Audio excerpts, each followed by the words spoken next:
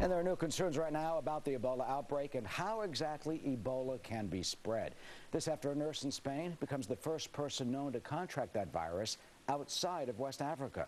At the same time, President Obama says our government is now considering more careful Ebola screening of airline passengers who arrive from West Africa, but for now is ruling out a complete travel ban. This after this man, Thomas Eric Duncan, of course, the Liberian man who allegedly lied on his travel documents about his exposure to an Ebola victim there.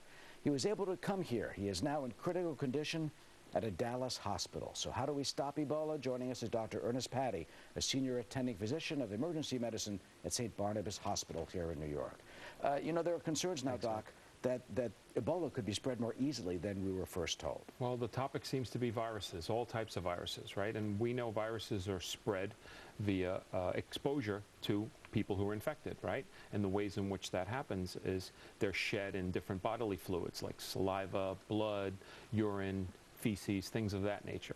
So to me, it makes sense that if you shed virus in your saliva or your nasal secretions and you sneeze or you cough, that can also be transmitted to other folks that are in close contact with you. Well, we're told, though, that cannot be spread through the air, but what you're saying potentially is if someone has Ebola and sneezes, and if you get those droplets in your mouth or up your nose, potentially, can you get Ebola? Well, what I'm saying is it's a possibility. You know, then viruses are constantly mutating and changing the ways in which they regenerate and the ways in which they spread as well. I mean, I brought a simple example. Yeah. You know, I brought my little spray bottle here. I'm going to aerosolize some water.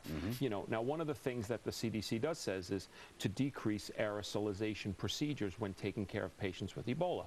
Those are procedures such as respiratory treatments, intubating them, things where droplets are created. And that's because I'm sure everyone's aware that droplets, if they get on another person, could potentially spread it. And it's not just droplets. At first we're told it was, as you said, only body fluid, saliva, blood, vomit, this sort of thing. We're also apparently learning now that Ebola, the virus, can actually last for a few hours on doorknobs and on countertops and the such. We weren't told that before. Well, that's considered universal precautions in every hospital setting. I mean, we've been treating viruses for What if it's at the coffee years. shop or the diner or you know, out in the shopping mall? Well, the good news is that if you're not infectious, you don't have a fever, you're not exhibiting symptoms, then you're not going to be depositing this virus at the coffee shop and places like that. Bottom line, is it hard to get and contract Ebola?